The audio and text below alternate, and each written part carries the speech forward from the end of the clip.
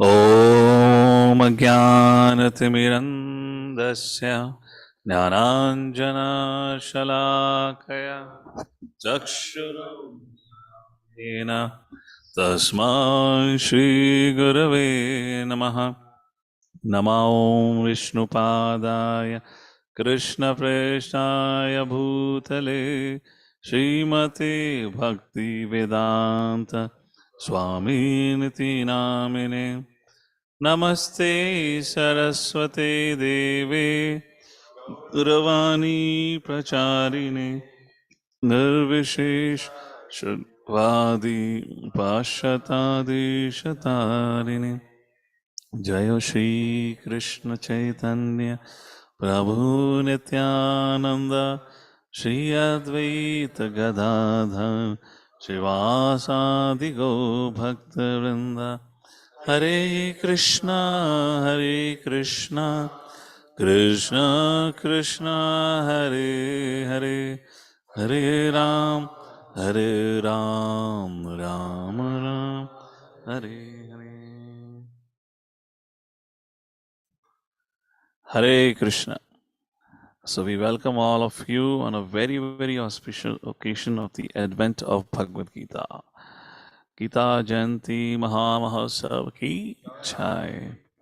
I know it's a Saturday and everyone would have a lot of engagements, temple program, etc., etc. But nonetheless, some of you have joined. Thank you so much. So we are reading from second chapter, verse number 17 onwards. अविनाशी तु तद्विद्धि येन सर्वम् इदं ततं विनाशं न व्यस्यास्य न कश्चित् कर्तुमर्हति. That which pervades the entire body you should know to be indestructible. No one is able to destroy that imperishable soul. Purport. This verse more clearly explains the real nature of the soul, which is spread all over the body. What is spread all over the body is not the soul, but is the consciousness. All right. Anyone can understand what is spread all over the body. Consciousness. Everyone is conscious of the pains and pleasures of the body in part or as a whole. This spreading of consciousness is limited within one's own body. So because the consciousness is present, because of which we are able to experience pains and pleasures. Very important point.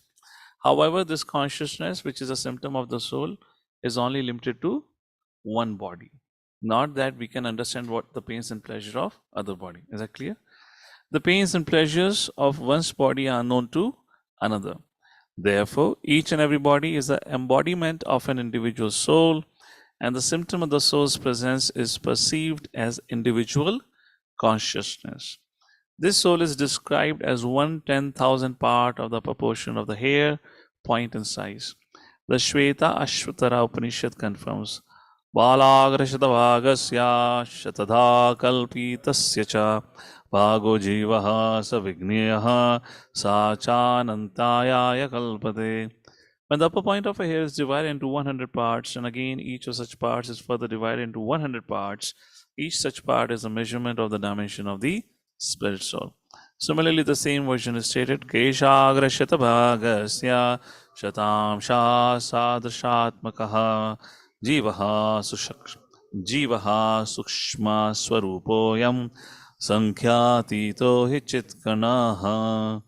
There are innumerable particles of spiritual atoms, which are measured as 1/10,000 of the upper portion of the hair. Therefore, the individual particle of spirit soul is a spiritual atom smaller than the material atoms, and such atoms are innumerable, which means the living entities. This very small spiritual spark is the basic principle of the material body, and the influence of such a spiritual spark is spread all over the body as the influence of the active principle of some medicine spreads throughout the body, and that happens through bloodstream.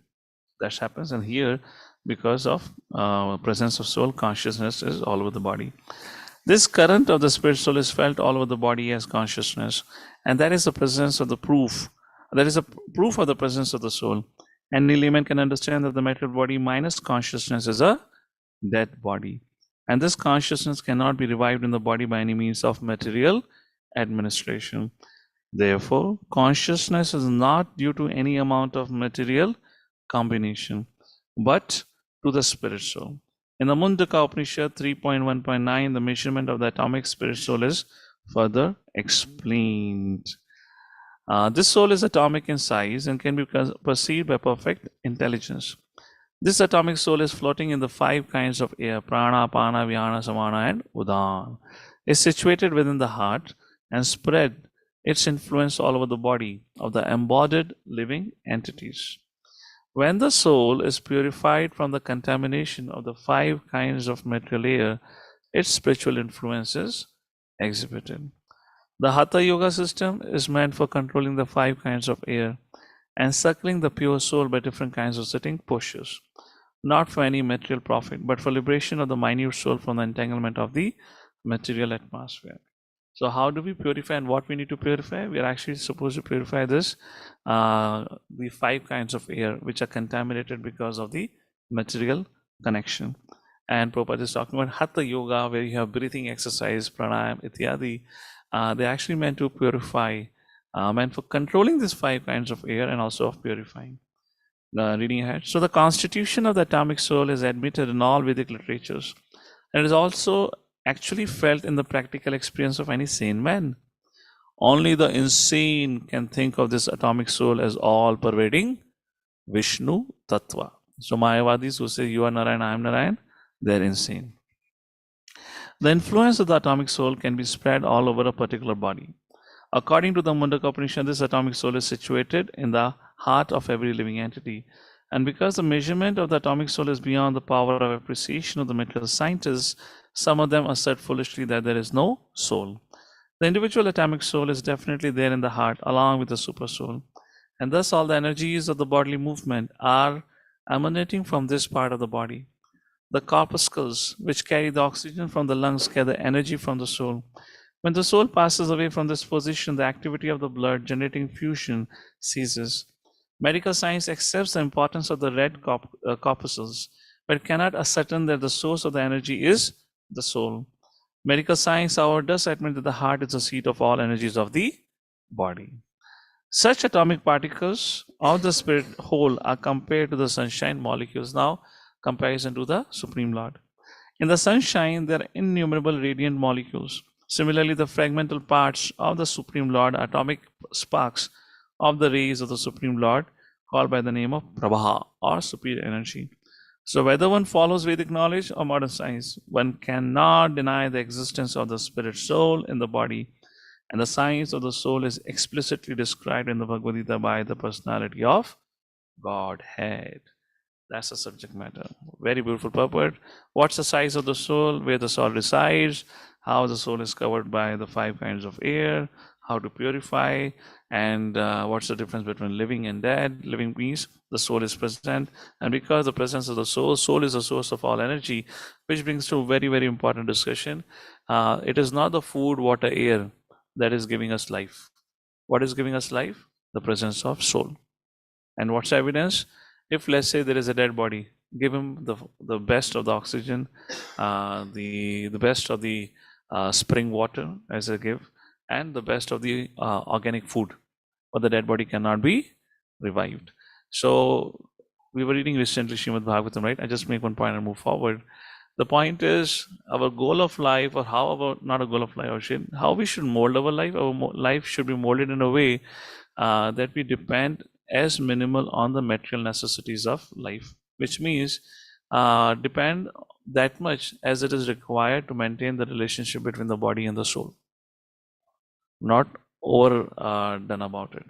So either be eating, either be possessions, we should minimize it, because that just increases our bodily consciousness. Therefore, Prabhupada says, how much should we eat? 50% food, 25% water, 25% air. Like that. How much do we eat? 200% food, no water, no air. As soon as it goes inside the body, that's the reason people suffer from constipation. अब mixie लाने के लिए जगह होनी चाहिए ना, हिलेगी कहाँ से? ओवरफुल कर दिया ऐसा.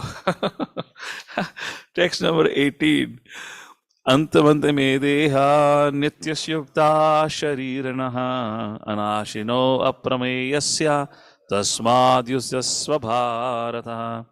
The material body of the indestructible, immeasurable, eternal living entity is sure to come to an end. Therefore, fight, O descendant of Bharata. Tasmad Yudhyasva Bharata. So here Krishna kind of explains, I've already told you, you're not the body but spirit soul. Learn to tolerate the changes of the body, and body, whatever it is, how strong it is, it's ultimately perishable.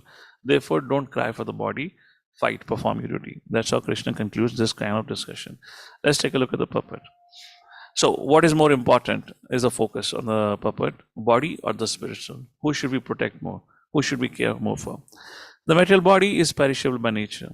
It may perish immediately or it may do so after 100 years. It is a question of time only. There is no chance of maintaining it indefinitely. But the spirit soul is so minute that it cannot even be seen by an enemy, to say nothing of being killed. As mentioned in the previous verse, it is so small that no one can have any idea of how to measure its dimension. So from both viewpoints, there is no causal limitation, because the living entity as he is cannot be killed, nor can the material body be saved for any length of time or permanently protected. The minute particle of the whole spirit acquires this material body according to his work, and therefore observance of religious principles should be utilized. In the Vedanta Sutras, the living entity is qualified as light because it's part and parcel of the supreme light. As sunlight maintains the entire universe, so the light of the soul maintains this material body. As soon as the spirit soul is out of this material body, the body begins to decompose. Therefore, it is a spirit soul which maintains the body. The point is, the matter can only undergo transformation when there is a spirit. Spirit is a source of energy. Matter in itself has no energy. It is jada. So any transformation, any activity that happens in the matter happens because of source and soul, and soul is a source of energy. The body itself is unimportant.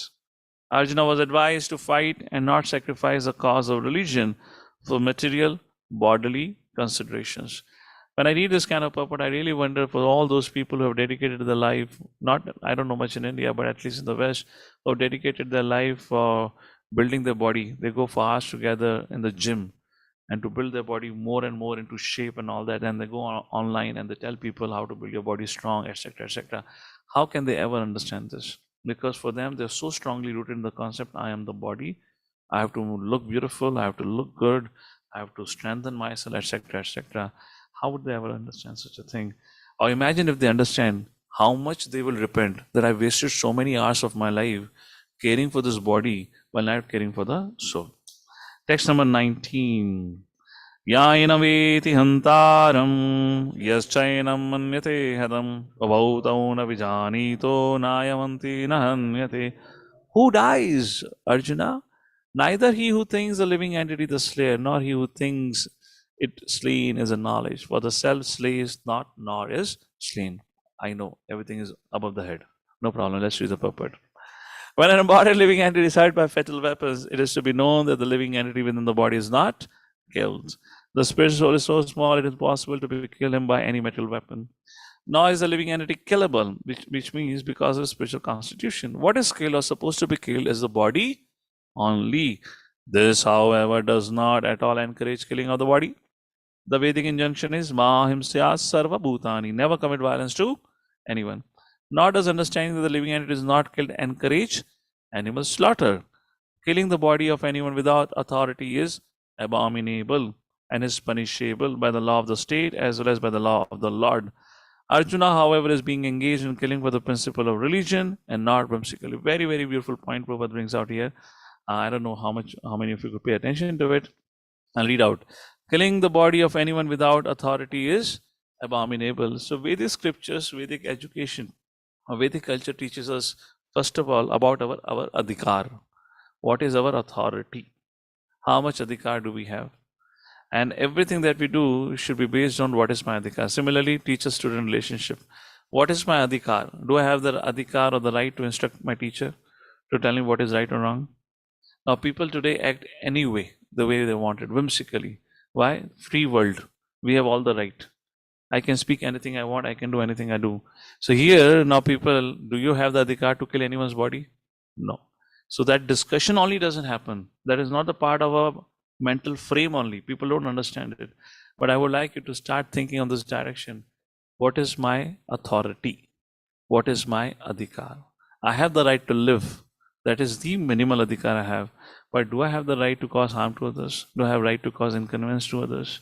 You know, that thinking. Similarly, our progress in Bhagavad and Krishna consciousness also happens according to our adhikar. how much have you qualified yourself to receive further transcendental wisdom? You getting it? It's all based on that.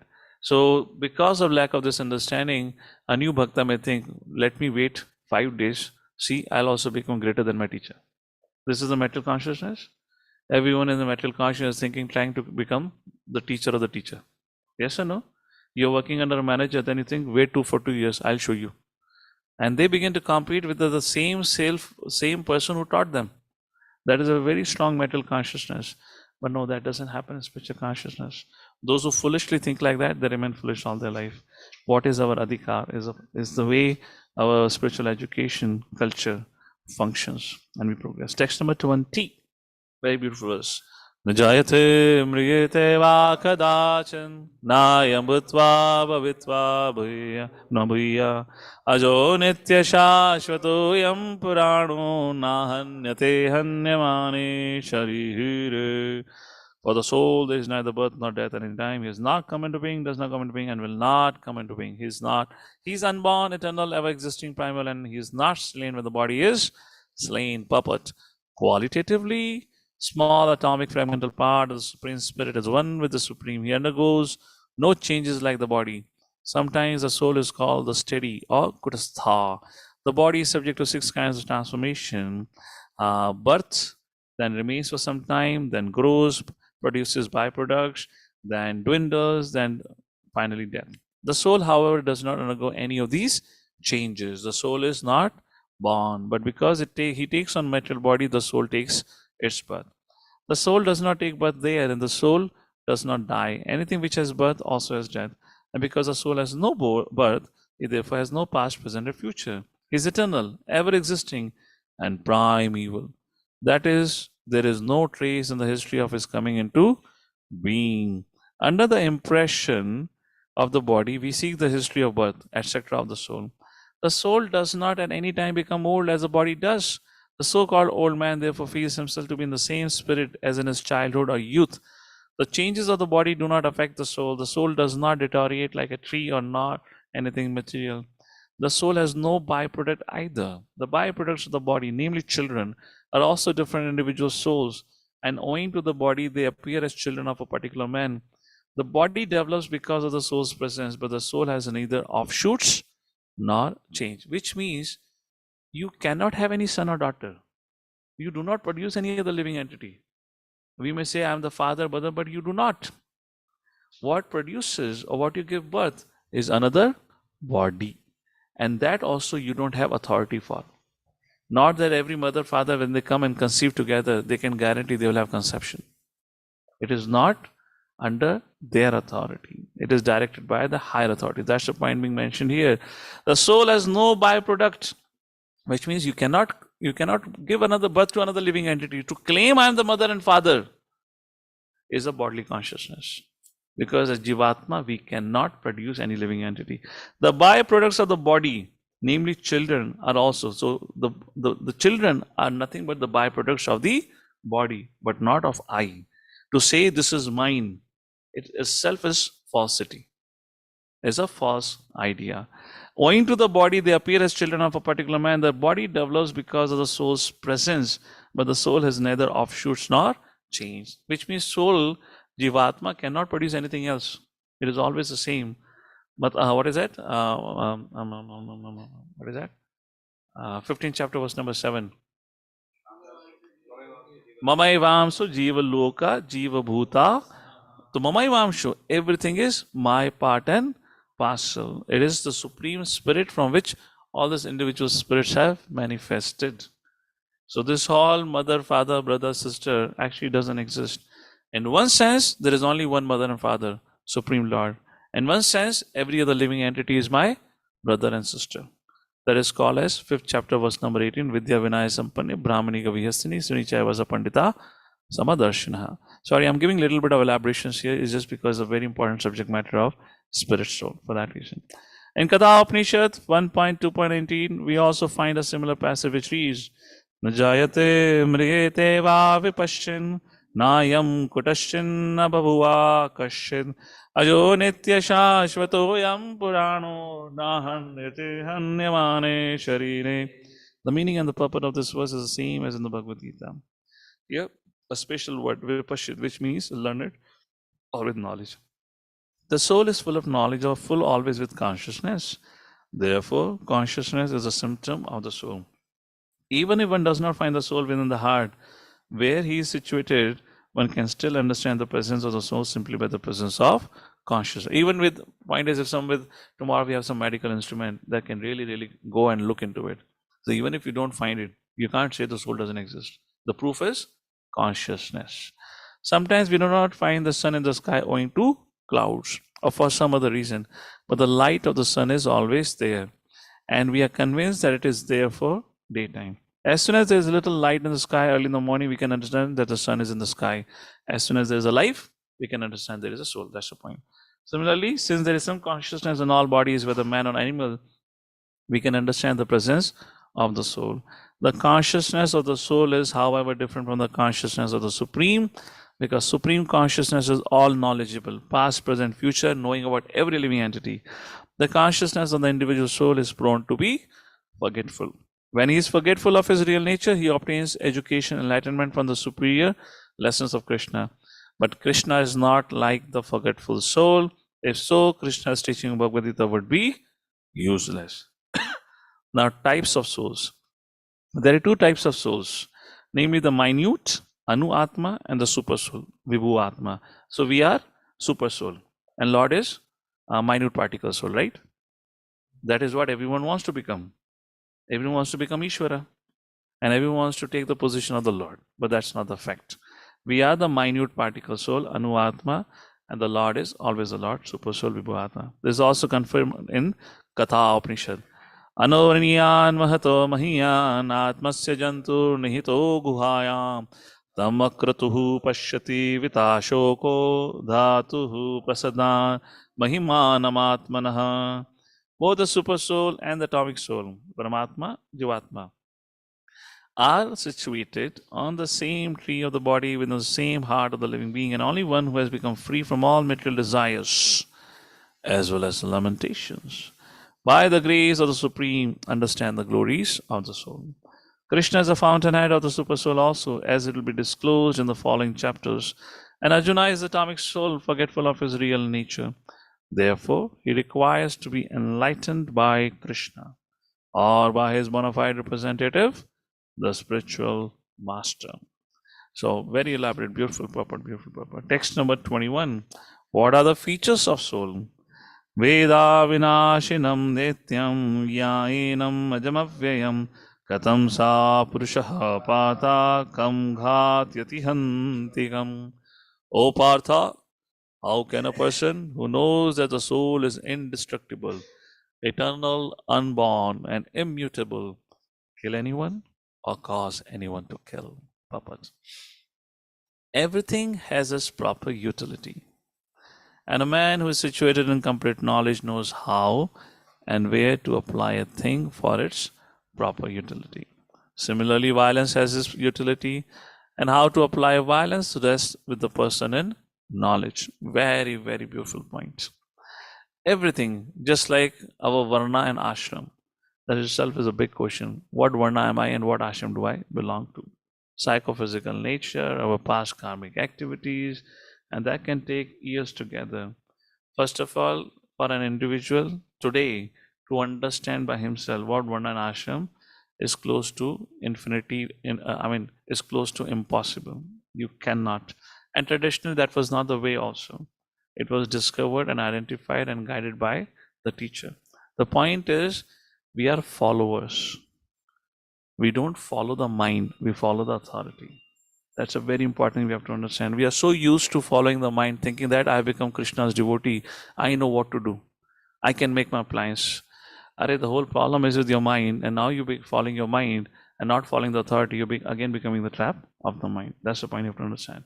So everything has its proper utility. So our utility, what is a way the student has to be engaged? The student, one who is in knowledge, the student has to follow the authority. That's what student life is. Not that I follow my mind.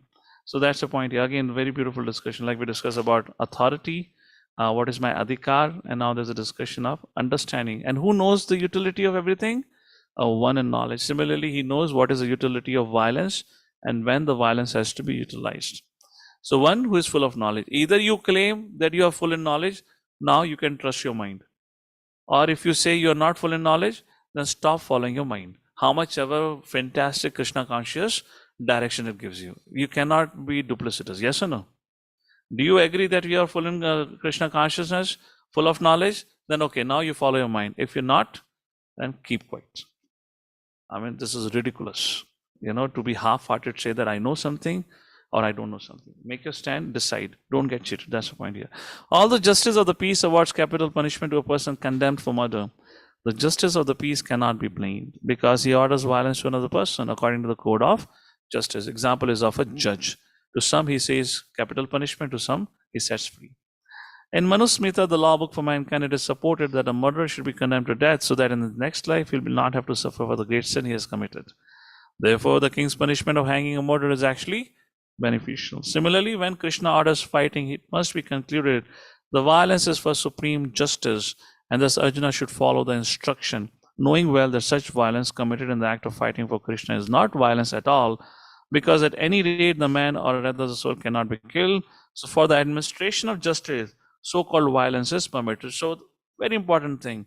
Arjuna is thinking, I should follow the path of non-violence. However, Krishna is advising follow the path of violence. And Arjuna is arguing with Krishna, is saying, no, I don't think so. I shall not fight. And he gave his reasons to it. Now, what is right? Who decides among these two what is right? And that is what Arjuna's behavior teaches us, which is what we need to follow. In our life, we'll see times again and again and again and again, whatever our mind may tell us how advanced we have become, you'll find yourself in different situations. You are in the first chapter of Bhagavad Gita.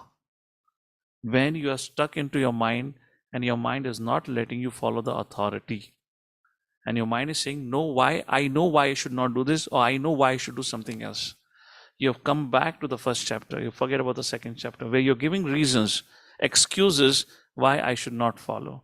The moment you start giving excuses, you are in the first chapter of Bhagavad Gita. Period. There is nothing else to discuss. So my question is, how many of us have gone beyond the first chapter of Bhagavad Gita? I am for 10 years in the movement. I am 10 years in the movement.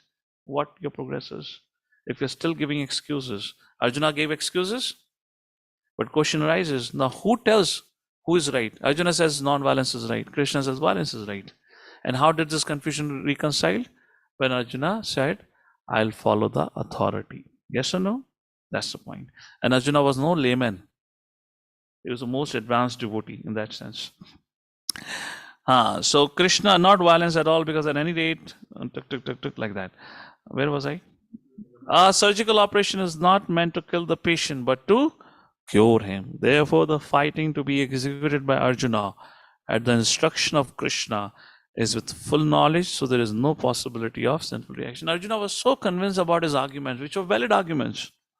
I mean, if Arjuna would not have accepted Krishna as his teacher, if Arjuna would have considered Krishna as his friend, do you think Battle of Kurukshetra would have happened the way it happened? So first of all, in our mind, we have to decide, do we have a teacher or do we have a friend? Teacher means to follow. Friend means argument. Your way, my way. So something we have to reconcile. Do I have a teacher? If I have a teacher, then I have to follow. There's no question of, because I don't know everything. I don't understand everything. Why we devotees struggle so much in our life is because of this thing. Who we thought to be a teacher, because of our mental conditioning, we begin to think they are my friends. Why? Because I have become very advanced. I have grown up spiritually very much now. Oh, what is he? What is his advancement? He chants Hare Krishna, he reads Bhagavad Gita, he reads Bhagavatam. I also know everything. I know everything. So if you made your teacher a friend, then you go back in the first chapter of Bhagavad Gita, and now you're thinking, I know what to do. And with my mind, I'll make decisions. So please understand, of course, you may say this is very fundamental, but our life is stuck in the fundamentals only because the fundamentals are not correct. First of all, find out for yourself, who is my authority? Who is my teacher? And if you have a teacher, keep quiet and follow. No arguments. Yes, you have all the right to ask questions. Ask as many questions. But what should be the conclusion? I follow what my teacher says. That is spiritual culture, and that is how progress happens. Text number 22. Vasansi jinani yatha vihaya Nava nigranati naro parani tatha sharirani vihaya jirnani anyani samyati navani de. As a person puts on new garments, giving up old ones, the soul similarly accepts new mental bodies, giving up the old and useless ones. Puppet. Change of body by the atomic individual souls is an accepted fact. Even the modern scientists who do not believe in the existence of the soul, but at the same time cannot explain the source of energy from the heart, have to accept the continuous changes of body which appear from childhood to boyhood, from boyhood to youth, etc. From old age, the change is transferred to another body. This has already been explained in verse 2.13. Transference of the atomic individual soul to another body is made possible by the grace of the super soul. The super soul fulfills the desires of the atomic soul as one friend fulfills the desire of another. The Vedas, like the Mundaka Upanishad as well as the Ashvatara Upanishad, compare the soul and the super soul to two friendly birds sitting on the same tree. One of the birds, individual atomic soul, is eating the fruit of the tree, and the other bird is simply watching his friend. Of these two birds, although they are the same in quality, one is captivated by the fruits of the mental tree, while the other is simply witnessing the activities of his friend. Krishna is the witnessing bird, and Arjuna is the eating bird. Although they are friends, one is still the master, another is the servant. Forgetfulness of this relationship by the atomic soul is the cause of one's changing his position from one tree to another, or from one body to another. Very beautiful point. Forgetting about our relationship with our authority, with our teacher, keeps making us change from one service to another service, one temple to another temple, one ashram to another ashram, one body to another body. You got it? That's why people change ashram. That's why people change services, because they don't know who is my authority, who is my teacher. The Jiva soul is struggling very hard on the tree of the mental body, but as soon as he agrees to accept the other bird as a supreme spiritual master, as Arjuna agreed to do by voluntary surrender unto Krishna for instruction, the subordinate bird immediately becomes free from all lamentation. There is nothing like having a proper shelter. The greatest benediction or blessing in this world could be to find a shelter. If you are in shelter, just like a small child, he can go and say hut to a big dog. And how much ever the dog barks, the child is fearless, as long as he's in the lap of his mother. On the ground, he'll be scared. But the moment he comes on the lap of his mother, he becomes happy. Why? He knows I'm sheltered. That's the point here. No lamentation. Both the Mundaka Upanishad and Shweta Shvatara Upanishad confirm this. Samani vakshe purusho nimagno nishaya sochati muhu yamanaha jushtam yada pashyati anyamisham asya mahimanamiti vita shokaha. Although the two birds are in the same tree, the eating bird is fully engrossed with anxiety and moroseness as the enjoyer of the fruits of the tree.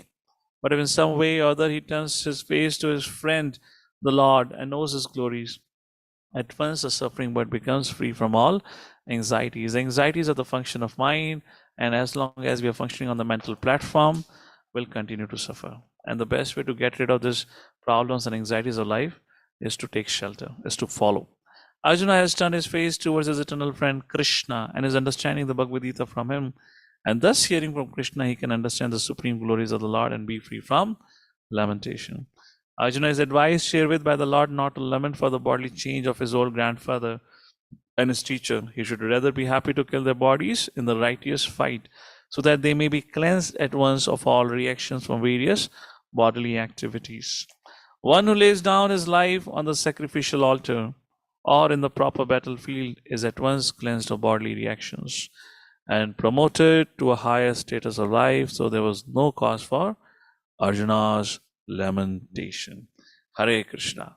So before we conclude, we have read up to verse number 22. I would like to bring your attention to two very important verses on the occasion of Gita Jayanti. Please go to chapter number 18. How can we serve Bhagavad Gita? We are learning Bhagavad Gita, but today we're going to talk about briefly how we can serve Bhagavad Gita. So chapter number 18, verse number 68 and 69 as a meditation for all of you. Ya idam paramam guhyam madbhakteshu abhidashyati bhaktim mai param kritva mamevashyati asamshaya. Krishna says, these are concluding verses of Bhagavad Gita. For one who explains the supreme secret to the devotees, pure devotional service is guaranteed, and at the end he will come back to me. So one, how to serve Bhagavad Gita? by sharing the message of Bhagavad Gita with others. Krishna says, who does so, two things happen. You get pure devotional service, prema bhakti, and second, back home, back to Godhead, free ticket is confirmed. Right now is in waiting. That is confirmation. All right. Purport. Generally, it is advised that Bhagavad Gita be discussed amongst the devotees only. For those who are not devotees will understand neither Krishna nor Bhagavad Gita. Those who do not accept Krishna as he is and Bhagavad Gita as it is should not try to explain Bhagavad Gita whimsically and become offenders. Bhagavad Gita should be explained to persons who are ready to accept Krishna as a supreme personality Godhead. It is a subject matter for the devotees only and not for philosophical speculators. Anyone, however, who tries sincerely to present Bhagavad Gita will advance in devotional activities and reach the pure devotional state of life. As a result of such pure devotion, he is sure to go back home, back to Godhead. Text number 69, the last verse for today. Na cha tasman manusyeshu kashin me priya kritamaha bhavidana cha me tasmad anyaha priyataro bhuvi. The Lord says, Arjuna, there is no servant in this world more dear to me than he, nor will there ever be one more dear. Who is he? He is described in verse number 68, which we just read. Reading translation once more. Who is he who is most dear to me?